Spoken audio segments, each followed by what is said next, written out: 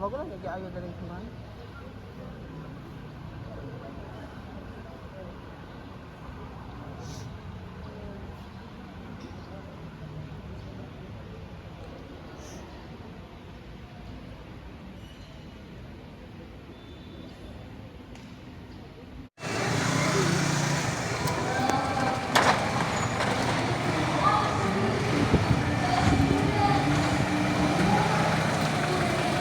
Dari ko nag-school out high school sa University of Visayas.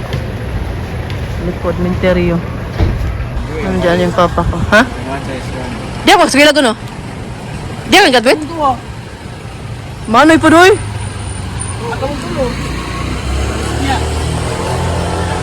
Mabright kayo? Ha?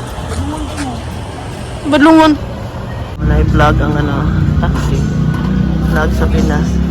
Independence Day man bukas. Ito kami nag-stay sa One Central.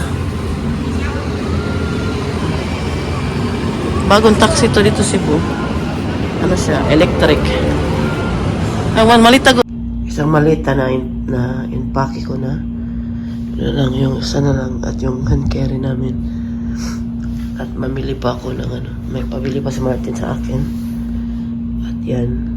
Tinapos ko talaga kagabi. Hindi ko natulog at hindi ko siya natapos. Yan.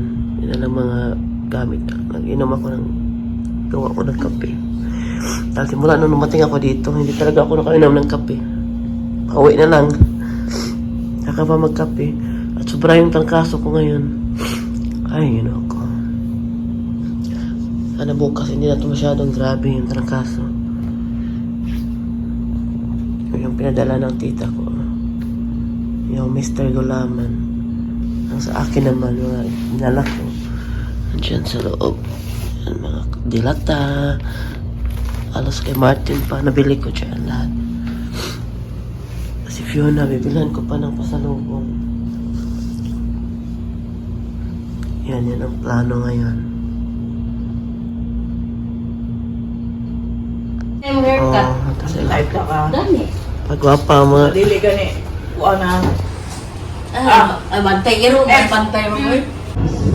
Oo, nakasimba na gid ko dito sa Santo Niño.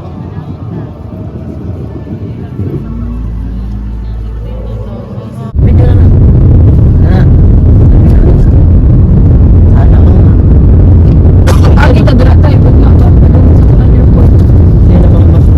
Dito kami sa SMC side. Namili ng pasalubong ulit. Hindi pa kami tapos. Kanina pa kami mamalis. Nag-grocery kami kasama yung mama namin.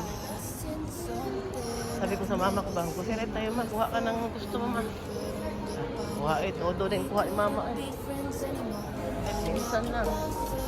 Bukas wala na. Uwi na. Uwian time.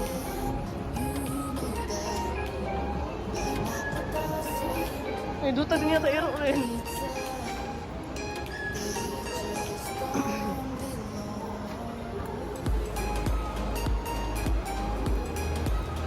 Ito mga bag sa Alberto ka.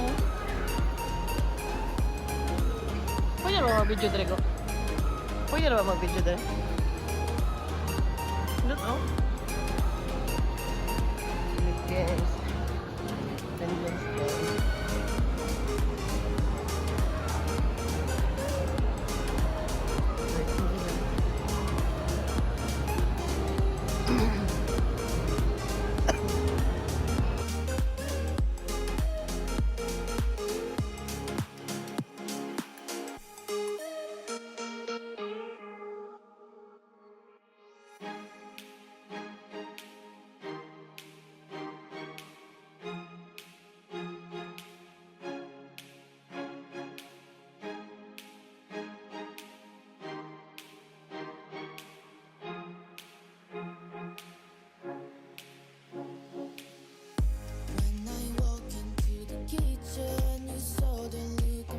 Nag-empake na ako ngayon.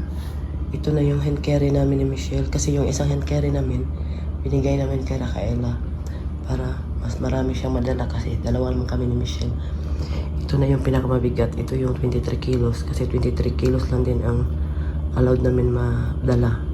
Ito naman siya ay medium size na bagahe. Nandahan lang ako ng magsalita dahil natutulog na yung anak ko. Masama kasi sa pakiramdam niya. Ito ay medium size.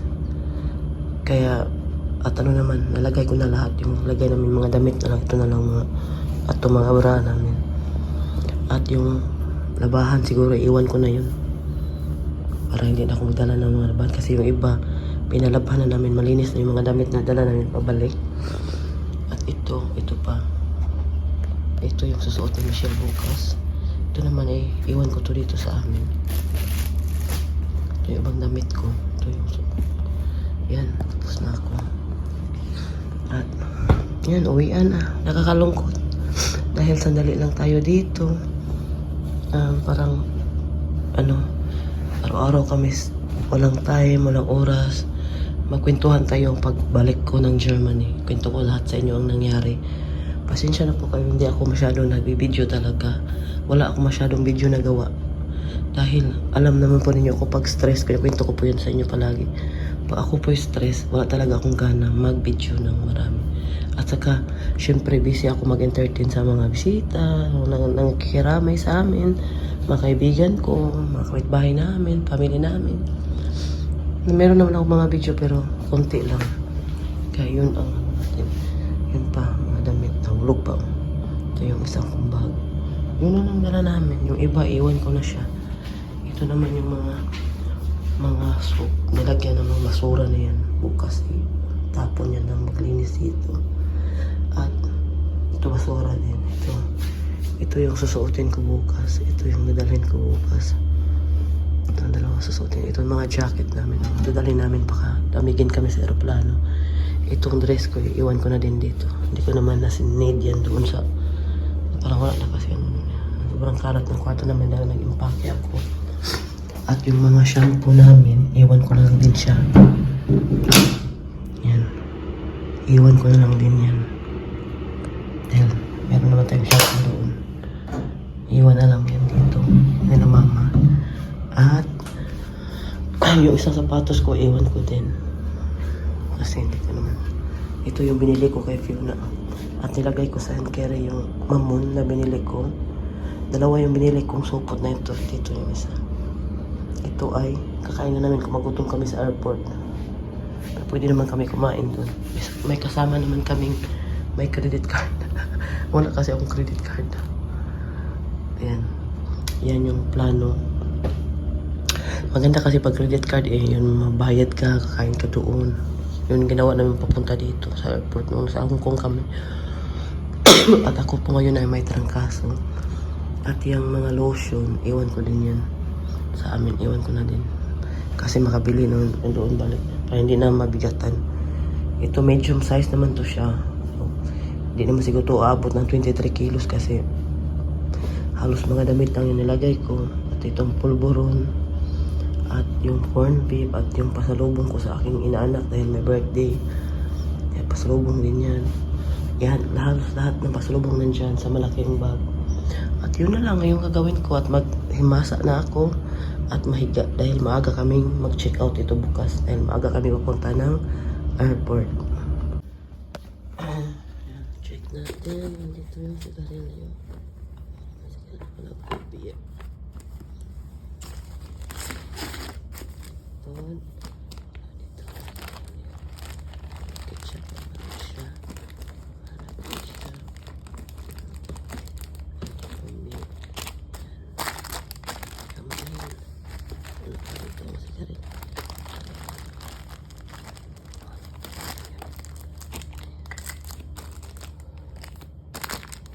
Okay na yan.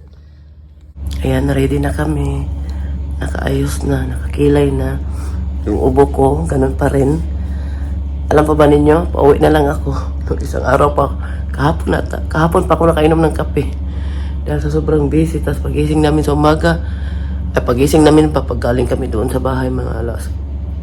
Minsan tumatayo kami alas 11 na. natutulog talaga kami ng mahabang oras dahil kulang-kulang nga tayo sa tulog. Kahapon pa lang ako nakainom ng kape.